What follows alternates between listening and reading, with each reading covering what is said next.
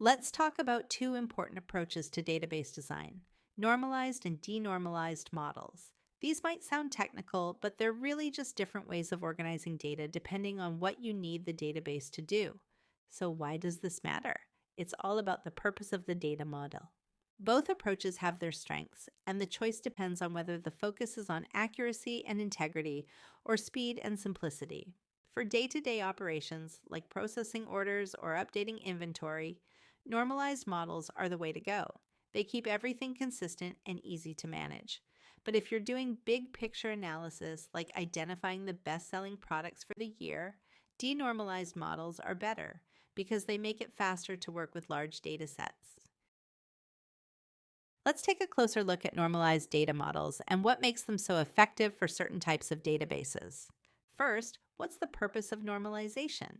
It's all about creating an efficient structure for transactional databases. The goal is to minimize redundancy, meaning we don't store the same data in multiple places, and to maintain data integrity. This ensures that everything stays accurate and consistent, even when there are lots of updates happening all the time. Now, how do we actually achieve this? The process of normalization involves splitting attributes into smaller, logically related groups.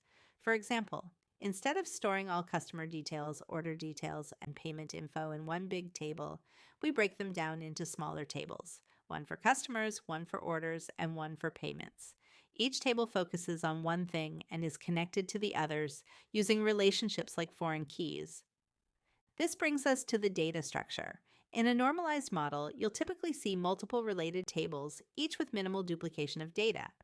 It's a clean and highly structured design. Think of it like an organized filing cabinet. Every piece of information has its place, and there's no need to store the same document in multiple folders. So, where do we see normalized models in action?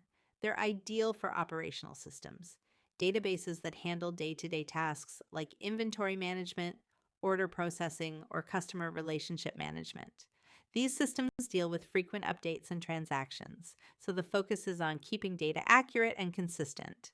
To sum up, a normalized model is all about being super organized. Imagine your data is neatly sorted into different bins with no duplicates and everything in its proper place. It's efficient, clean, and perfect for making sure your data stays consistent and accurate. Denormalized data models take a different approach to organizing data, focusing on speed and simplicity. The main purpose of denormalization is to make data retrieval faster and more efficient, especially for complex queries and reports. By reducing the number of tables and relationships, the structure is simplified, making it easier to pull data together. Denormalization works by combining data into larger consolidated tables rather than splitting it into smaller separate ones. This process often involves intentional redundancy, duplicating some data to improve query performance. It's a trade-off between storage space and speed, where the priority is on performance. In terms of structure, denormalized databases typically have fewer tables with more data packed into each one. For example, instead of keeping customers and orders in separate tables, they might be combined into a single table that contains both customer details and order information. This makes querying easier because all the necessary data is already in one place. Denormalized models are ideal for analytical systems like data warehouses, reporting tools, and dashboards. These systems are designed for analysis rather than frequent updates, so the focus shifts to fast data retrieval.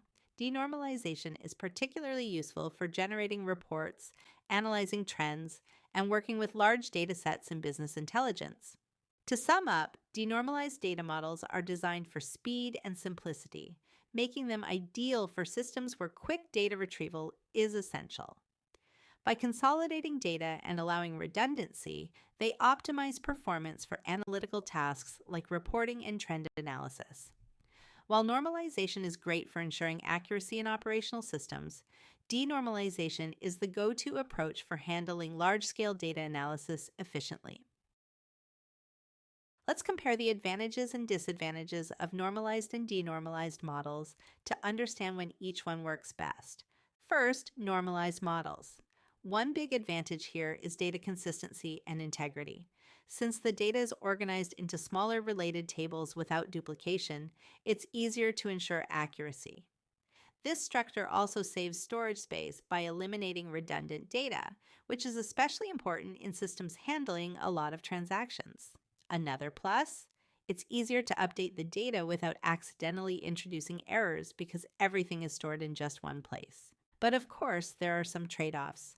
Normalized models can slow down query performance, especially for complex queries that require joining multiple tables. This can make generating reports or running analytics more challenging. The complex structure of these databases means working with them requires more effort. Now let's shift to denormalized models. The biggest advantage here is faster query performance. By consolidating data into fewer tables, you reduce the need for joins, which makes things run faster, especially for analytics or reporting. The queries are also simpler, which makes pulling information for reports much easier. Denormalized models are particularly great for pre-aggregated or read-heavy workloads, where quick access to data is more important than saving space. But again, there are some downsides. Denormalized databases require more storage space because data is intentionally duplicated. That redundancy can also make it harder to maintain consistency. If something changes, like a customer's address, you might need to update it in multiple places, which increases the chance of errors. So the choice between these two really depends on the context. If you're focused on maintaining clean, accurate data for daily operations, normalization is the way to go.